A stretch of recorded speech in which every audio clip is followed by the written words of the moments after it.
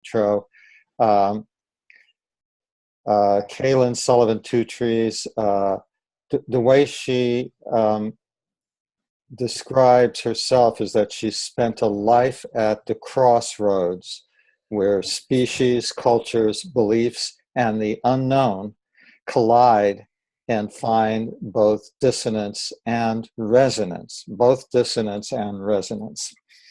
I am most comfortable with those explorers and cartographers whose passion in life is the crossroads. There at any given moment, what is magic and what is real shifts places depending on where I stand. She focuses her work as an academic, as an artist, catalyst, as a teacher, as a leader on reorienting to the indigenous mind and regenerating an essential relationship with earth wisdom. She's past recipient of the Lila Wallace International Artist Award. Her work has been exhibited and is in collections around the world throughout the US, Europe, and including New Zealand. She also continues to find passion, renewal, and nourishment from all of the Earth's expressions. She's currently artist in residence at the University of Vermont, and she's a member of their leadership team called the Sustainability, in a program called the Sustainability Masters Program. And she's also a current Winston Public Scholar at the Kettering Foundation. So thank you again, Two Trees, for joining us today. So I want to start with my first question of you. You know, when you talk about having lived a life at the intersection of different traditions, different streams of life, that to me is the place where I'd like to start. If you could share a little bit about what that personally has meant for you in your life, the different streams that come together for you. And first, I just want to say that I'm really grateful to be here, and I'm really grateful to be in a conversation with a new circle of people from all kinds of different experiences and places, standing on different parts of the planet. And so I just want to start with gratitude before I say anything, kind of the words that come before all else. So crossroads. I think I can talk about it from, multiple levels. Just on the most mundane and, physical, historical level, I was born at the crossroads of 3 different cultures. In the endearing terms of a friend of mine, I'm a scanned African Lakota. So my mother's people are from Sweden and Congo in Central Africa, and my father's people are Oglala Lakota from Pine Ridge Reservation.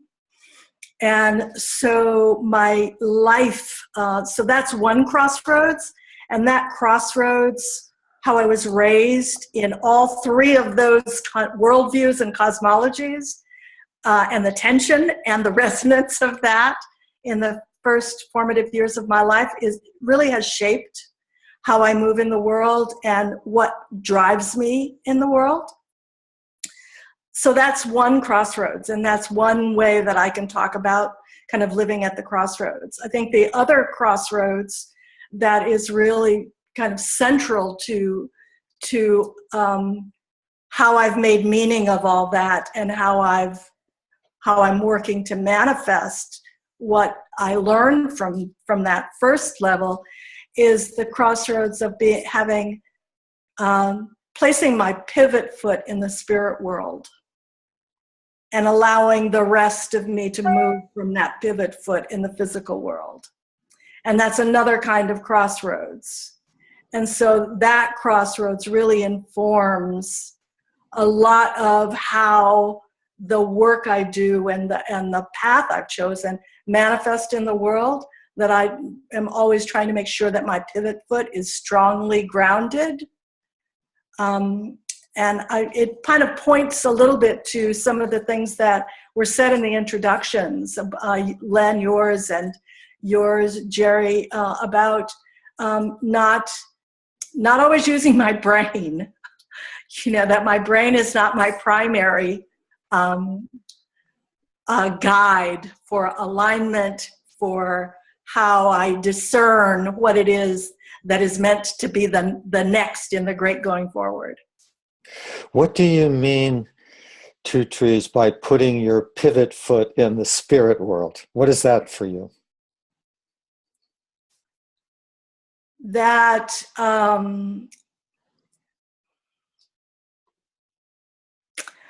it's, this is really hard to talk about in a way. I think English is probably not the best language for it, but I would say that my orientation, my grounding is in the soul and in the invisible world. And all of the information that comes from that placement is what informs my intelligence, my actions, it's the driving force. And so if I lift that pivot foot off, then I'm destabilized. So, when we think about Axis Mundi, we think about it kind of going up the center of us. Well, that center is in the invisible world. Mm. So I think that's if you have questions about that, I can try harder, but that feels as close. It's so ephemeral, and we're talking about something that is larger than language. So that's the best I can give you, I think, at the moment. Yeah. And maybe that gets into a question that I've been wanting to ask. You and I sort of talked about this earlier, and that is the theme for this conversation of guidance from ancestors. I mean, I know that each of us is very tuned in to what's going on in the world right now, in the US and other places. So much divisiveness, so much unraveling of sort of the order that many of us grew up with, and sort of seeing what's emerging now. And I just want to get right to asking, when you think about guidance from ancestors as something we can tap into in this world at this moment, how do you hold that? What does that mean for you? I think you'll notice in this conversation along the way that I like to work in layers. Yeah. So the first layer for me is that I begin, of course, with my own lineages. And some of those lineages are blood lineages and the ancestors that are remembered and called forth. And some of those lineages are energetic lineages that linked to teachings that stretch back in bloodlines that are not in my blood, but that the teachings have come to me. And so I'm connected to those lineages through those teachings. So for me, the ancestors are all of those lineage. That's layer one. Aha. That's layer one. Okay. So and I would say that it moves for me then that, I grew up understanding that everything around me are my relatives. The green, all of the life, from the mycelium to the stardust, to the stars, is a part of me. And so I have an ancestral lineage that stretches into the cosmos through the nature of this planet and all that nature has to show me and teach me. And I was one of the things that for me is kind of a gateway to thinking about that is that starts with the stone people. Wendy, you mentioned the minerals, starting with the stone people, because that's another thing that I grew up understanding, was that the stone people remember everything about this place. And so that ancestry to tell me about this place. And it also tells me that I need to slow down to listen to that, for that ancestral voice in that way. I need to slow down the chatter in order to be able to get after that.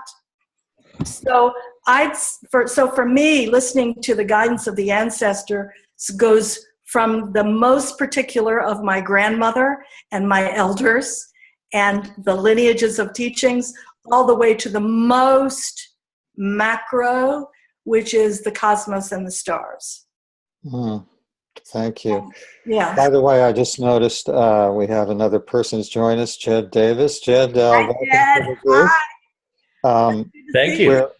Good to see you here. We did an introduction of ourselves. I'll give you a chance to introduce yourself a little bit later. And right now we're doing a brief conversation with Two Trees, and then she's going to open it up to the rest of us. So anyway, thank you for joining us. So Two Trees, I'm really curious. So you grew up as a child on a Lakota reservation. You learned from ancestors, I take it from your grandmother. Could you give us one story or one example from your childhood of a situation where you received learning from the ancestors as a child?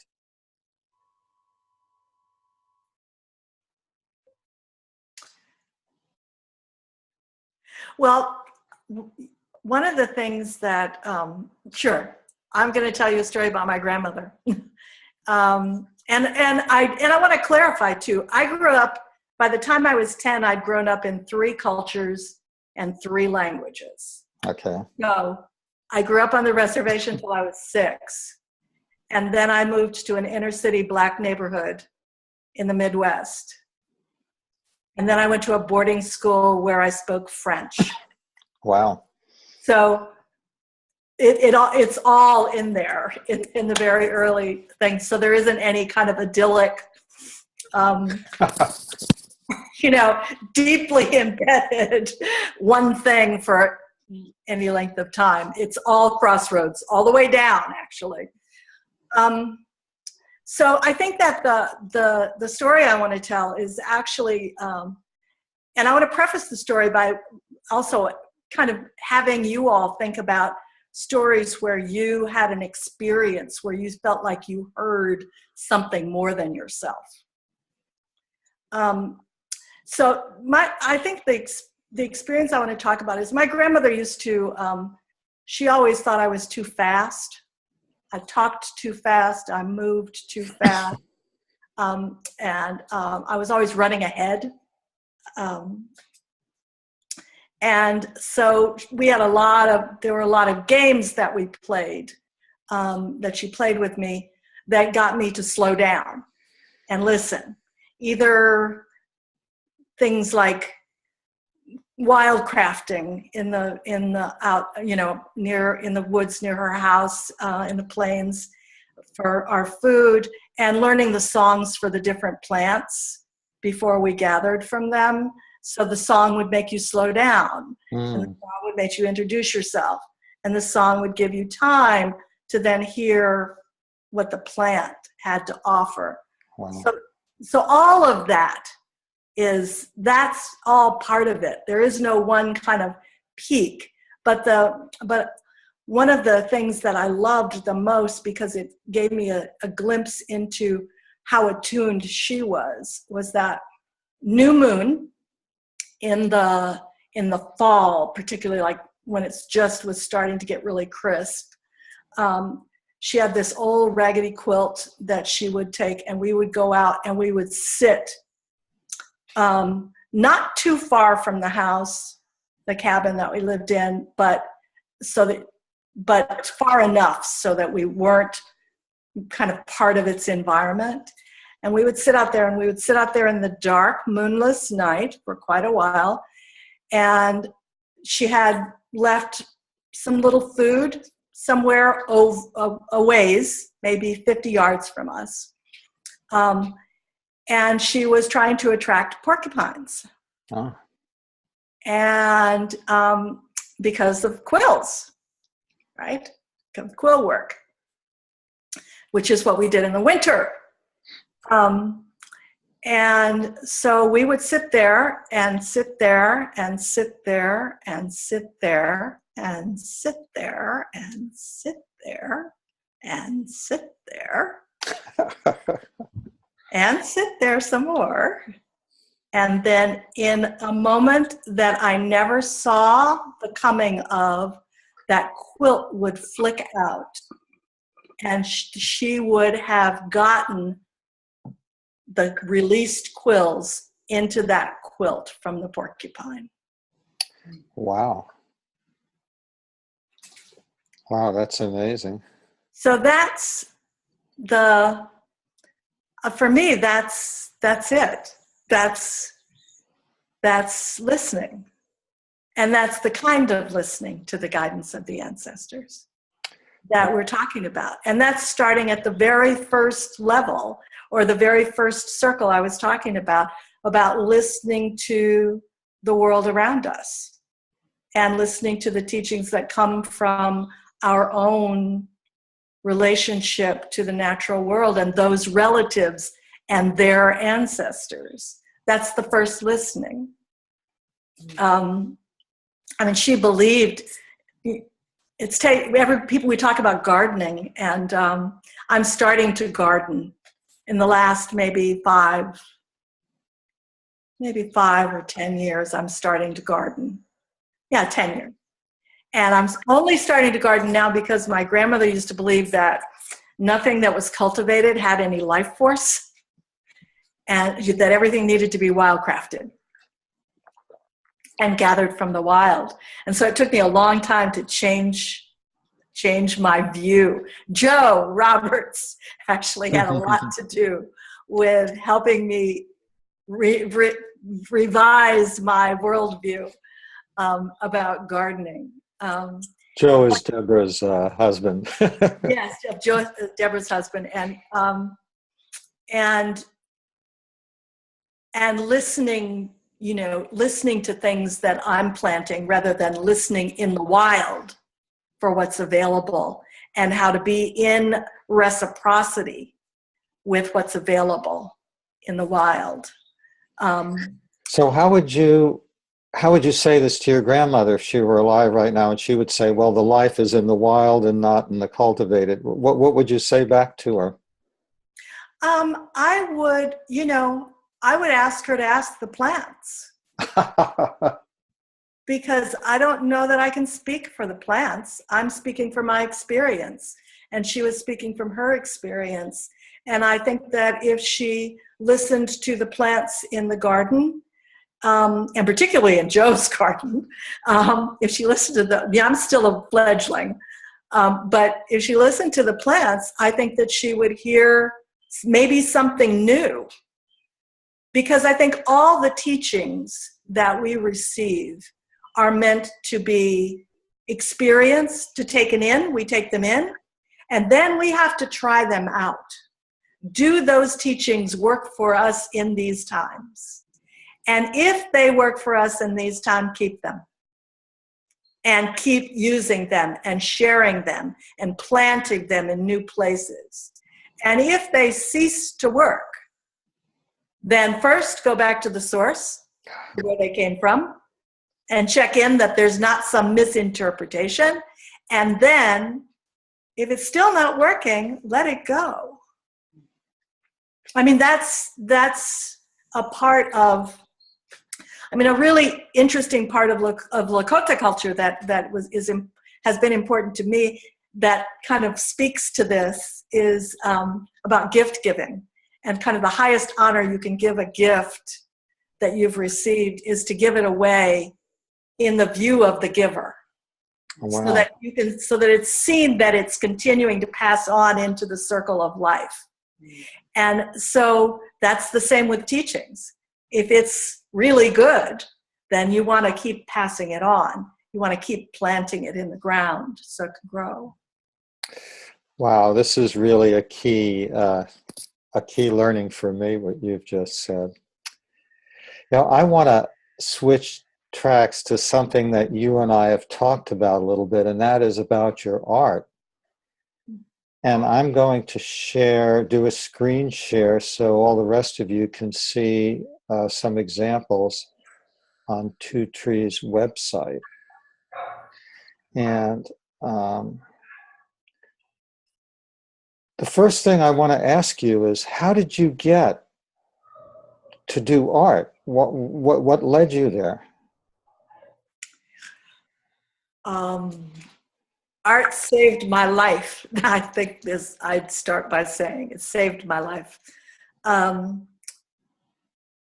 I think that I came into the world probably at the first opportunity. If you left me in a room with two things, I'd make them into something. And that has continued. Creative expression, finding a way to express ideas and prayers and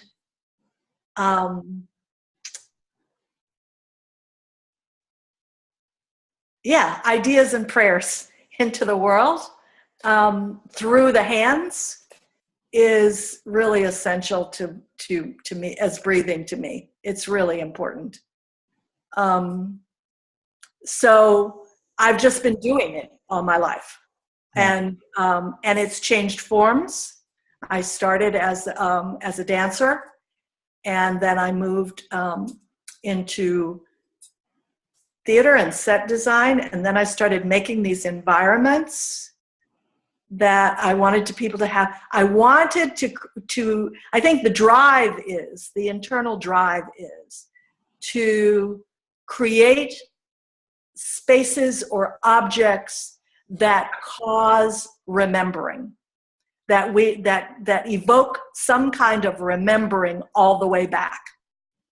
So to get back to that ancestral voice. So almost all of my artwork is really kind of focused on that. The one you're seeing right now is called "And the Stone People Remember Everything." And in the space, it's just meant to evoke that sense that there's wisdom and knowledge, both in the stillness and the movement of stones. And that movement is eonic. It's millennial. It's not fast. And we have to really still to tap into it. So. Oh, good. Well, thank you. Yeah, I wanted to ask you to say a little bit about each of these. Here's another. This is about my move to Vermont. After years and years and years in the Southwest, I moved to Vermont about 5 years ago, and I felt really displaced. Actually, I felt like a potted plant, and I was trying to find ways to get myself out of the pot and into the ground.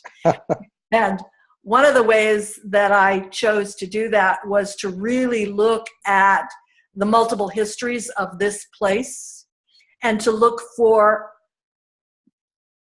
where something like my ancestors might have, and the voices like my ancestral voices might have existed here. So this installation was the multiple voices of this landscape, the Abenakis, creation story, the history of the Black farmers in the village where I live, then the Underground Railroad, the history of the eugenics movement and extermination and sterilization of Native peoples and Black folks here, and then the kind of iconic stories of the good Vermonters, like the Green Mountain Boys, Vermont, and having all those stories exist in the same place, both through sound and image. was part of what I was doing to try to bring myself to this place, and to have that held by the bees. Actually, I had the smell of this room was beeswax. There was melting beeswax in the room, and because I believe that to have such contradictory and contrasting and sometimes incommensurate stories in the same space requires a field of love, and that the bees are the embodiment of love on this planet to me, and they're also a deep link to the ancestors at the cosmic level. And so to have that come to us through smell, to actually create that field, to listen to the kind of dissonance and resonance that existed. That was what I wanted to do in this piece. I'm struck with the, as you said, the dissonance, the resonance, the amazingly complexity of that story as you told it, and to hold that in one space at one time is, it's a non-linear act. I think that at the core, at the soul level, we are nonlinear. Yeah. And I think that the more chances that we have to experience nonlinear experiences and to allow, and multiplicity, and to allow ourselves to actually stand in in the beginning, the discomfort of that. This piece was very discomforting for a lot of viewers. Yeah. It had 16 different soundtracks going at the same time. Wow. I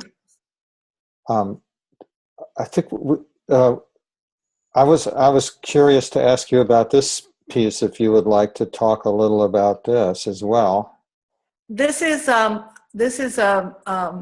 was in that installation. It's a stump, and it's embedded in the stump is what I call a wild hive, and because I really am fascinated with wildness and with how I usually not usually, but I have been thinking of my ancestry a lot in terms of embedded in wild hives, both in the sense that they're a little endangered, they're fragile, they're hard to find.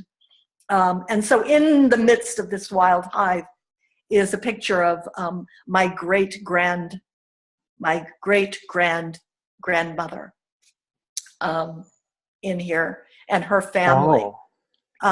You can't see it. I don't know. It's hard. Yeah, it's right over here. If you look at the video, eventually, if you give a link to the video later, you can look at the video and it gives you a sense of the installation, and you get close-ups of the wild hives that are embedded in most of the sculptures. And they're images of my ancestors. Wow. That I'm embedding into this landscape at the multiple levels.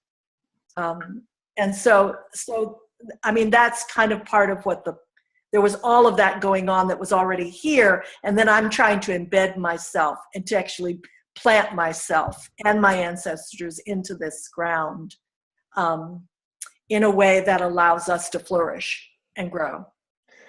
I will definitely make sure and include a link to this so that everybody will have it. Let's see now. I'm wanting to go back to non-screen share. So you'll pardon me while I deal with my technology thing here. How do I get back to normal or the other way? Okay, here we are. So thank you so much. Yeah. I just want to say one more thing about that. Oh, sure, yeah. We were talking about that's the concept. I mean, I'm a conceptual artist. In the art world, that's what I'd be called. But actually the concepts actually come from that, what my soul is driven, and I'm just trying to be what my soul is driven to push forth or put forth at any given moment. And so that, there was an unsettling. I was called here by my spirit. My spirit called me to Vermont.